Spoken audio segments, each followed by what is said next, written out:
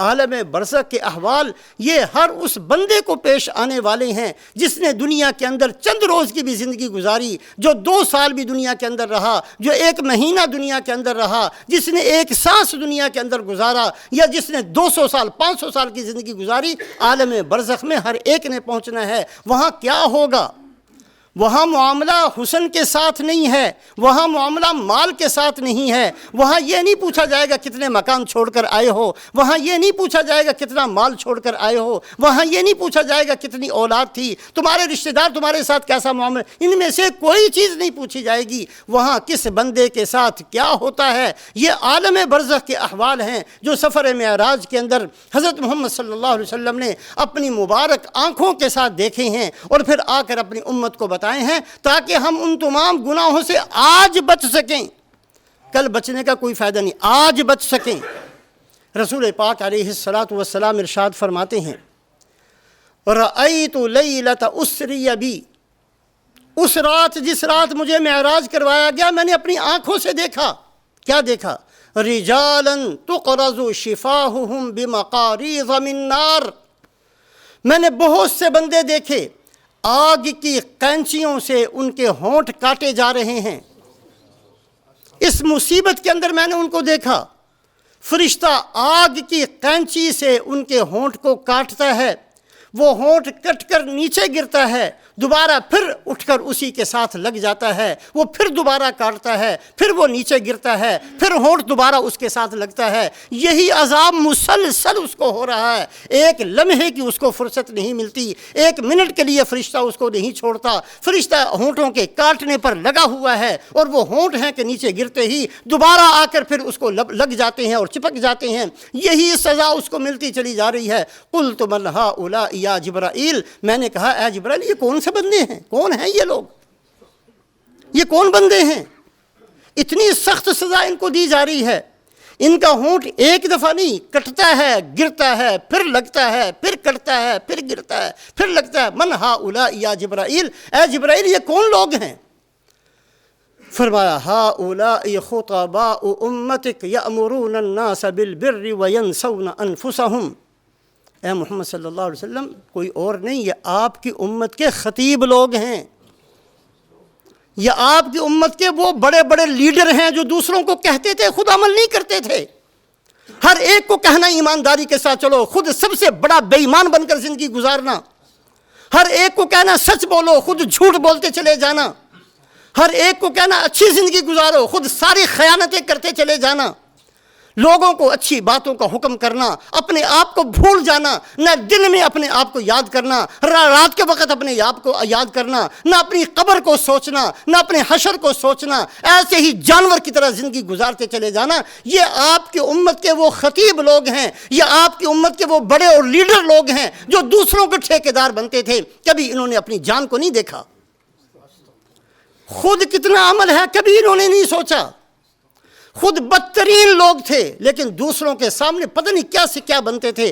ہؤلاء خطباء امتک یأمرون الناس بالبر وینسون انفسہم، لوگوں کے لیے سارا دین تھا، ان کے سامنے ساری باتیں لوگوں کے لیے، لوگ اچھے نہیں ہیں، لوگ اچھے نہیں ہیں، لوگ اچھے نہیں ہیں، یہی گردان ہر وقت کرتے رہتے ہیں۔ عادت ہے بہت سارے لوگوں کی، دکاندار اچھا نہیں، لیڈر اچھا نہیں، مولوی اچھا نہیں، نمازی اچھا نہیں، فلانا اچھا نہیں، مسجد والے اچھے نہیں۔ او بھائی سب کو چھوڑو، قیامت میں یہ پوچھا جائے گا تو کتنا کا اچھا ہے، کسی کا سوال ہم سے نہیں ہونا۔ لست علیہم بمسیطر، اللہ اپنے نبی کو فرماتے ہیں جو دنیا کی اصلاح کے لیے آئے، جو انسانیت کو انسانیت سکھانے کے لیے آئے، جو انسان کو انسان بنانے کے لیے آئے۔ کیا محمد صلی اللہ علیہ وسلم آپ نے صرف بتانا ہے کہ آپ ان کے ٹھیکیدار نہیں ہیں؟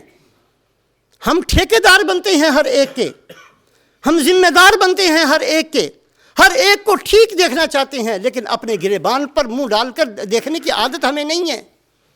تو رسول پاک علیہ الصلاۃ والسلام نے برزخ کو دیکھا ہے، برزخ کو، سفر معراج میں برزخ کو دیکھا اور برزخ کے بہت سے احوال کو بیان کیا۔ دوسری حدیث پاک ابو داؤد شریف کی ہے، رسول پاک علیہ الصلاۃ والسلام فرماتے ہیں لما عرج بی ربی، جب میرے رب نے مجھے زمین سے اٹھا کر معراج کا سفر کروایا تو میں نے کیا دیکھا؟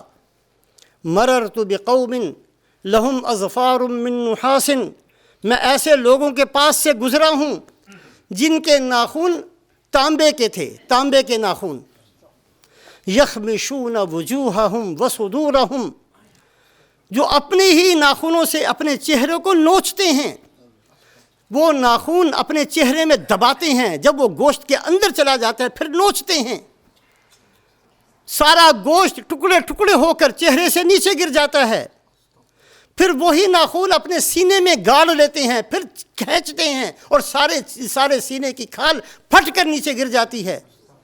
جب سینے کو نوچتے ہیں تو چہرہ ٹھیک ہو جاتا ہے، پھر چہرے کو نوچتے ہیں تو سینہ ٹھیک ہو جاتا ہے، پھر سینے کو نوچتے ہیں تو چہرہ، اسی طریقے سے مسلسل اسی مصیبت میں پھنسے ہوئے ہیں۔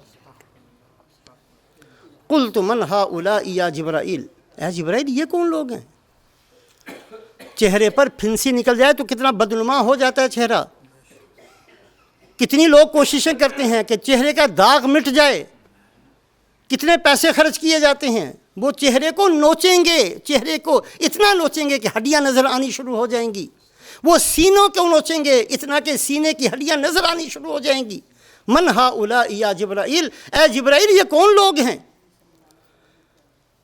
تو حضرت جبرائیل علیہ السلام نے فرمایا، یا رسول اللہ، یہ وہ لوگ ہیں جو لوگوں کی عزتوں سے کھیلتے تھے، جہاں بیٹھے اس کی بات کی، اس کے گھر کی بات کی، کسی کی بیٹی کی بات شروع کر دی، کسی کی بیوی کی بات شروع کر دی، کسی کے بیٹے کی شروع کر دی، ان کو کوئی کام ہی نہیں تھا اس کے علاوہ، ہر وقت غیبت کرنا، ہر وقت لوگوں کی عزتوں سے کھیلنا، ہر وقت لوگوں کی پگڑیاں اچھالنا، فلانا ایسا، فلانا ایسا، فلانے کا گھر ایسا، فلانے کا خاندان ایسا، فلانے کا سسرال ایسا، فلانے کے ماموں ایسے، فلانے کی خال۔ اللہ کے بندو تمہیں کیا مصیبت پڑی ہے؟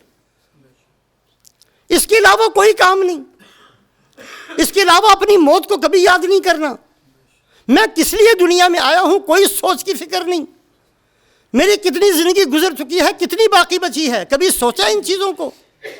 یقع الناس یقعون فی اعراض الناس، یہ وہ لوگ ہیں جو لوگوں کی عزتوں سے کھیلتے تھے، اس وجہ سے اللہ پاک نے یہ ان کو سزا دی ہے۔